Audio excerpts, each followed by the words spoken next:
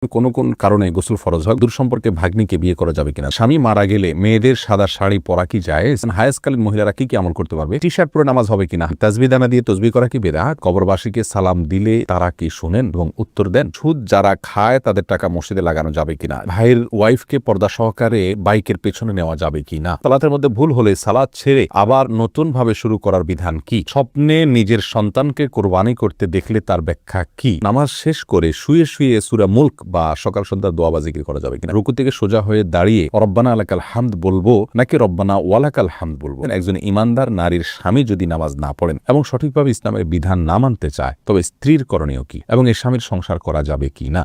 হাসিব আহমদ জানতে চেয়েছেন দূর সম্পর্কে ভাগ্নিকে বিয়ে করা যাবে কিনা? দূর সম্পর্কের ভাগ্নি যদি হয় তাহলে বিয়ে করা যাবে, কোনো অসুবিধা নেই। আহমেদ ইকরা আপনি জানতে চেয়েছেন আমি অবিবাহিত স্বপ্নে সহবাস দেখি এবং এমন স্বপ্ন দেখলে আমার খুব খারাপ লাগে, শুনেছি স্বপ্নে সহবাস দেখলে বিয়ে হয় না। না, এরকম কোনো কথা না, এটা কুসংস্কার। আপনি এরকম যদি কোনো কিছু দেখেন এটা আপনার গুনাহ হবে না, কারণ এটা আপনার ইচ্ছায় হচ্ছে না। এরপরে মাহমুদুল হক ভুঁইয়া আপনি জানতে চেয়েছেন কবরবাসীকে সালাম দিলে তারা কি শুনেন এবং উত্তর দেন? মাহমুদুল হক ভুঁইয়া, আপনার প্রশ্ন উত্তরে বলবো কবরবাসীকে সালাম দিবেন আপনি, তবে কবরবাসীরা আমাদের কথা শুনতে পান কিনা এ বিষয় নিয়ে ওলামাদের মতপার্থক্য রয়েছে। অনেক ওলামা বলেন যে শুনতে পান না, তাদের দলিল হলো আল্লাহ সুবহানাহু ওয়া তাআলা কোরআনে কারিমে বলেছেন ওমা আনতা বিমুসমিইন মান ফিল কুবুর, যারা কবরবাসী তাদেরকে আপনি শোনাতে পারবেন না, অর্থাৎ তাদেরকে শোনানোর ক্ষমতা আপনার নাই। আর যারা বলেন যে না ওনারা শুনতে পান, তাদেরও অনেকগুলো দলিল, অনেকগুলো হাদিসের সূত্র রয়েছে। এরপরে মোহাম্মদ মহসিনুদ্দিন জানতে চেয়েছেন ভাইয়ের ওয়াইফকে পর্দা সহকারে বাইকের পেছনে নেওয়া যাবে কি না? না, প্রথমত বাইকের পেছনে ভাইয়ের ওয়াইফকে যদি আপনি রাখেন এবং আপনি নিজে চালান, অর্থাৎ দুজন আপনারা থাকেন, তাহলে সেক্ষেত্রে শরীরের কোনো না কোনো অংশ স্পর্শ করবে, বাজে চিন্তা হওয়ার সুযোগ আছে। আল্লাহ সুবহানাহু ওয়া তাআলা বলেছেন লা তাকরাবুজ জিনা, জিনার কাছাকাছিও যেও না।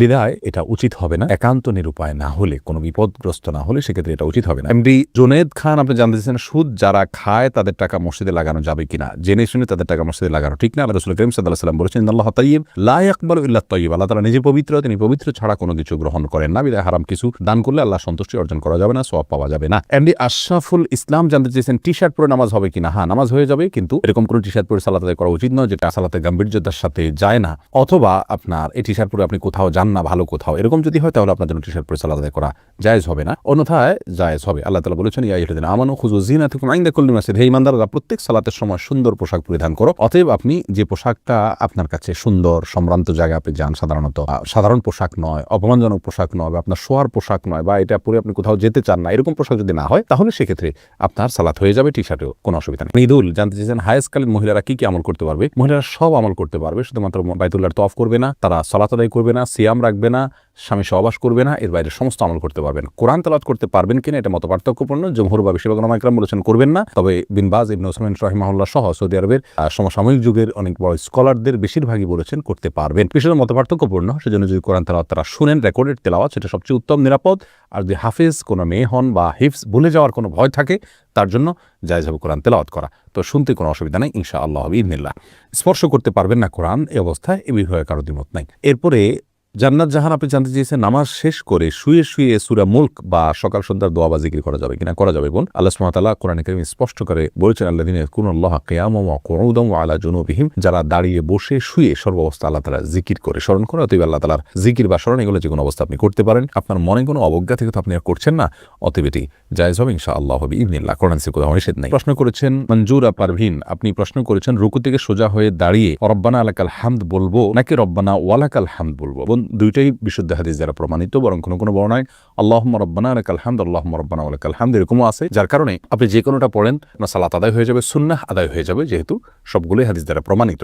আর কাসরাতুল মাবানি তাদুল্লু আলা কাসরাতিল মাআনি, এই মূলনীতির আলোকে আপনি রব্বানা ওয়ালাকাল হামদ যদি পড়েন অথবা আল্লাহুম্মা রব্বানা ওয়ালাকাল হামদ যদি পড়েন তাহলে সেটা বেশি ভালো। এমনি কবির জানতে চেয়েছেন সালাতের মধ্যে ভুল হলে সালাত ছেড়ে আবার নতুন ভাবে শুরু করার বিধান কি? কি ধরনের ভুল এটা বলতে হবে। ভুল যদি ওয়াজিব তরক করার মতো ভুল হয় তাহলে সালাত ভাঙবেন কেন? আপনাকে নতুন করে সালাত না করে আপনি শেষ দিয়ে সিজদা সৌ দিলে আদায় হবে। আল্লাহ তাআলা বলেছেন লা তুবতিলু আমালাকুম, তোমাদের আমলকে তোমরা বাতিল করো না, নষ্ট করো না, বিধায় অযথা সালাত ছেড়ে দিবেন না। আর যদি ভুলটা এরকম হয় যে আপনার কথার কথা ফরজ ছুটে গেল, তাহলে সে ফরজকে পুনরায় করার সুযোগ থাকলে করবেন, না হলে আপনি সালাত ছাড়তে পারেন। এমবি জাফর ইকবাল আরিফ আপনি জানতে চেয়েছেন স্বপ্নে নিজের সন্তানকে কোরবানি করতে দেখলে তার ব্যাখ্যা কি? জানালে উপকৃত হব। ভাই জাফর ইকবাল, নিজের সন্তানকে কোরবানি করতে দেখলে তার নির্দিষ্ট ব্যাখ্যা কি আমি বলতে পারবো না, কারণ আমি স্বপ্ন ব্যাখ্যা বিশেষজ্ঞ নই। স্বপ্নের ব্যাখ্যা বুঝেন এমন ওলামায়ে কেরামের সংখ্যা খুবই নগণ্য, হাতে গোনা।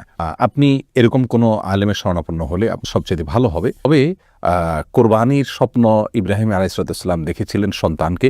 আল্লাহ সুবহানাহু ওয়া তাআলা এটা তার পরীক্ষা নিয়েছিলেন। নবীদের সে স্বপ্ন আর আমাদের স্বপ্ন কখনো এক নয়। এটাও হতে পারে যে আল্লাহ সুবহানাহু ওয়া তাআলা আপনাকে, আপনার সন্তানকে আল্লাহর রাহে দেওয়ার জন্য, আল্লাহর পথে তাকে পরিচালিত করবার জন্য আল্লাহ সুবহানাহু ওয়া তাআলা আপনাকে উদ্বুদ্ধ করছেন, নির্দেশনা দিচ্ছেন। আল্লাহু আ'লাম বিসওয়াব। কাটার এআইডি থেকে প্রশ্ন করা হয়েছে, স্বামী মারা গেলে মেয়েদের সাদা শাড়ি পরা কি জায়েজ? মেয়েদের স্বামী মারা গেলে সাদা শাড়ি আর কালো শাড়ি এরকম কোনো কিছু পরার ক্ষেত্রে ইসলামী শরিয়াত কোনো নির্দেশনা দেয় না। ইসলামী শরিয়া বলে কোনো স্ত্রী লোক তার স্বামী যদি মারা যান তাহলে 4 মাস 10 দিন পর্যন্ত তিনি শোক পালন করবেন। আর শোক পালনের অংশ হিসাবে তিনি খুব বেশি সাজসজ্জা করবেন না, গহনাগাতি ইত্যাদি ব্যবহার করবেন না, স্বাভাবিকভাবে চলবেন, সাদাই পড়তে হবে এরকম কোনো কথা নেই। সচরাচর তিনি বেড়াতে গেলে বা কোনো অনুষ্ঠানে গেলে, কোনো মেহমানতিতে আসলে তখন যে পোশাকগুলো পরেন এরকম কোনো পোশাক পরবেন না। বাস এটাই হলো সবচেয়ে গুরুত্বপূর্ণ বিষয়। কিন্তু এর বাইরে তাকে বিশেষ কোনো কালারের কাপড় পরতে হবে, সাদা পরতে হবে এমন কোনো বাধ্যবাধকতা ইসলামী শরীয়তে নাই।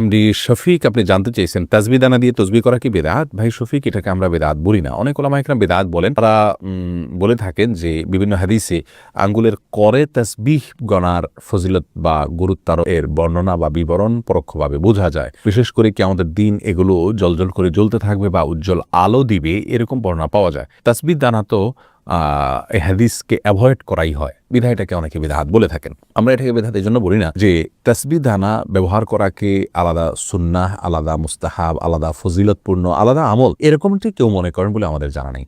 যেহেতু এরকমটি কেউ মনে করেন না, তাহলে তাসবিহ দানা ব্যবহার করাকে আমরা বিদআত বলতে পারি না। বরং তাসবিহ দানা বিদআত ব্যবহার করা এটা ওই ব্যক্তির জন্য বিধেয় যে ব্যক্তি 100 বার বা বেশি সংখ্যক তাসবিহর যে সংখ্যাগুলো সেগুলো আঙ্গুলের করে গুণে তিনি মনে রাখতে পারেন না, এরকম যদি হয় তাহলে সেক্ষেত্রে তার জন্য এটা বিধেয়।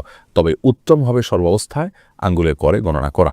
তাছাড়া কোনো সালাফ থেকে বিভিন্ন বিচি ইত্যাদিকে তাসবিহর গণনার ক্ষেত্রে ব্যবহার করার কথা বর্ণনা পাওয়া যায়। কিন্তু আঙ্গুলের কর এটার বর্ণনা, এটার তাসবিহ গণনা করার কথা যেহেতু হাদিস থেকে পাওয়া যায় সরাসরি, সেজন্য আমরা সেটাকে অগ্রাধিকার দেওয়াটাই উত্তম হবে। কিন্তু আমরা ওইটাকে বেদাত বলবো না। তবে হ্যাঁ, তাসবিহ ব্যবহারকে আলাদা একটা ইবাদত বা সওয়াব বা ওইটাতে গণলে সওয়াব হবে বা ওইটাতে গণা উত্তম বা ওইটাতে গণনা করা নিয়ম, এরকম যদি কেউ মনে করে তাহলে সেটি বেদাত হতে পারে। এরপর এল শাহিদ আপনি জানতে চেয়েছেন, কোন কারণে গোসল ফরজ হয়? গোসল ফরজ হয় মাসিক থেকে পবিত্র হলে, নেফাস থেকে পবিত্র হলে, এবং আপনার কোনোভাবে বীর্যপাত হলে, এবং আপনার স্ত্রী সহবাস করলে। তাহমিন নিপু আপনি জানতে চেয়েছেন, একজন ইমানদার নারীর স্বামী যদি নামাজ না পড়েন এবং সঠিকভাবে ইসলামের বিধান না মানতে চায় তবে স্ত্রীর করণীয় কি এবং এর স্বামীর সংসার করা যাবে কি না? বোন তানজিনা তাহমিন, আপনাকে বলবো, ইমানদার নারীর স্বামী যদি নামাজ না পড়েন তাহলে তিনি তাকে বোঝাবেন, ভালোবাসা দিয়ে